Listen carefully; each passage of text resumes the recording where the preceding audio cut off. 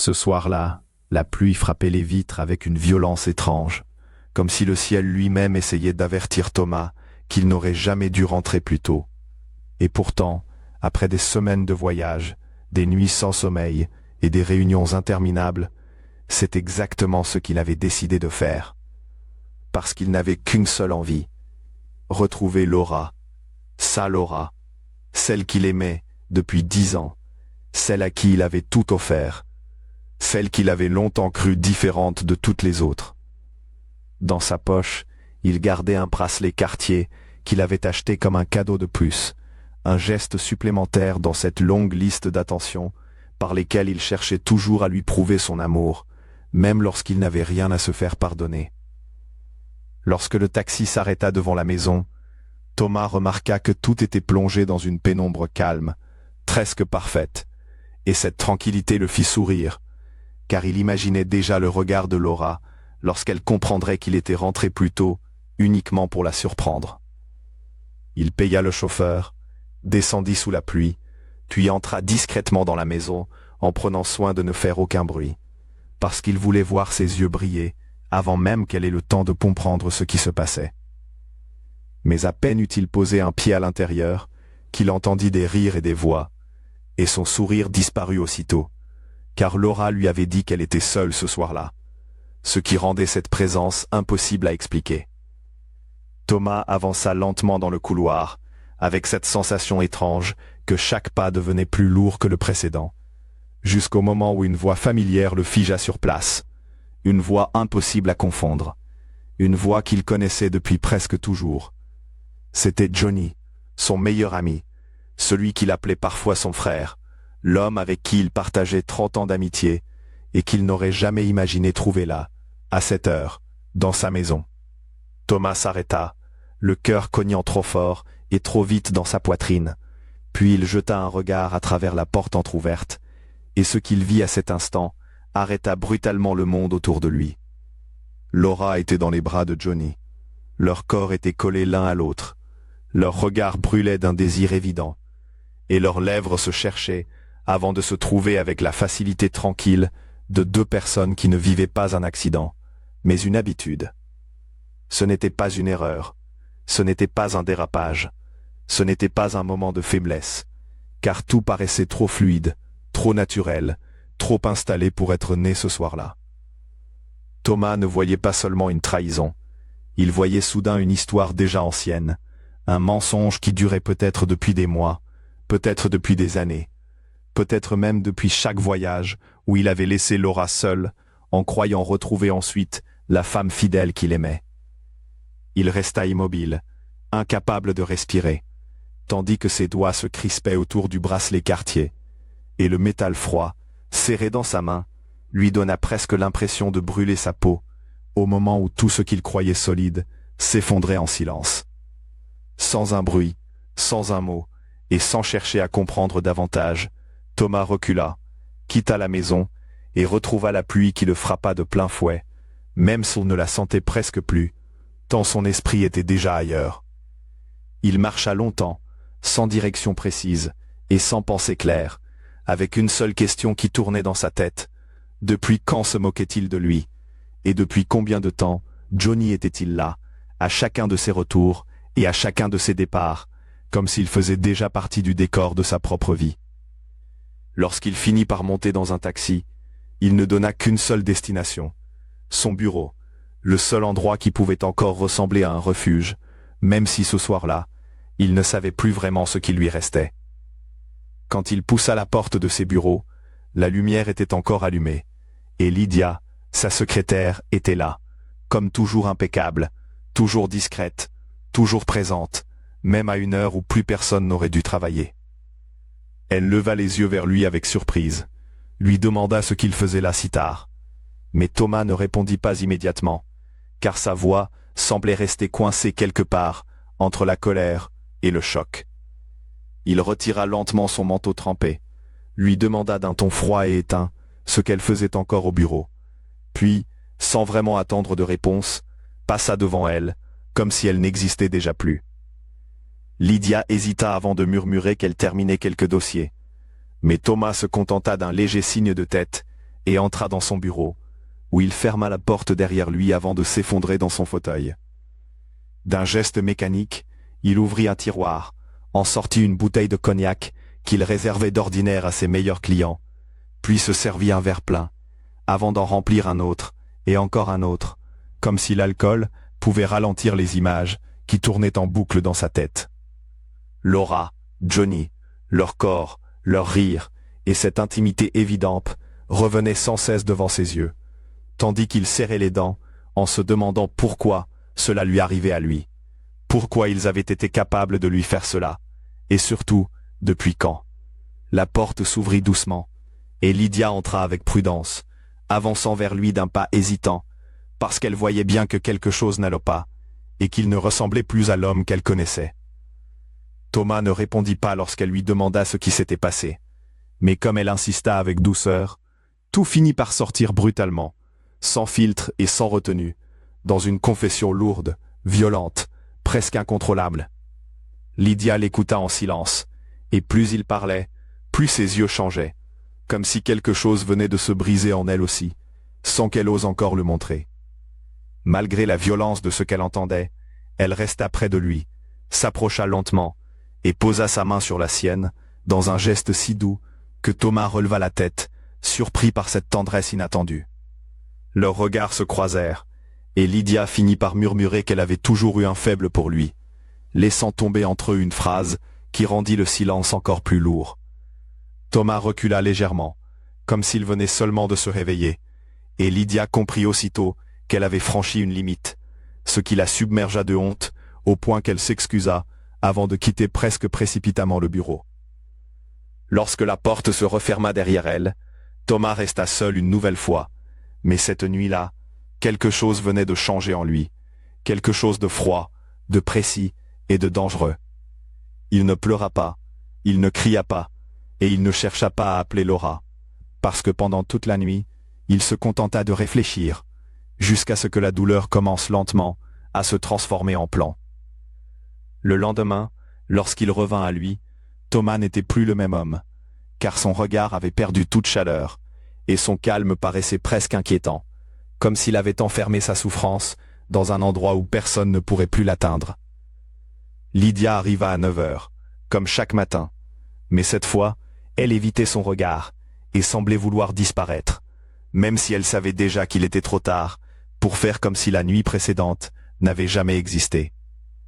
Thomas la convoqua immédiatement, et lorsqu'elle entra dans son bureau, avec le cœur serré, elle commença à s'excuser, mais il l'interrompit d'une voix ferme, en lui demandant simplement de s'asseoir. Elle obéit sans discuter, tandis qu'il la fixa longuement, avant de lui expliquer, d'une voix lente et parfaitement maîtrisée, qu'il ne pouvait pas lui promettre de l'amour, parce que son cœur venait de se briser, mais qu'il avait besoin d'elle. Lydia releva les yeux, troublée, et Thomas ajouta que si elle acceptait de l'aider, elle serait très bien récompensée, ce qui installa entre eux un silence étrange, presque solennel. Puis, dans ce silence, un léger sourire apparut sur le visage de Lydia, à peine visible, mais suffisant pour comprendre qu'un plan venait de naître, sans que personne autour d'eux puisse encore imaginer jusqu'où il irait, ni qui en paierait le prix. Quelques jours plus tard, Thomas rentra officiellement chez lui, exactement comme prévu, et Laura l'accueillit avec son sourire parfait, celui d'une épouse irréprochable, qui semblait n'avoir rien à cacher.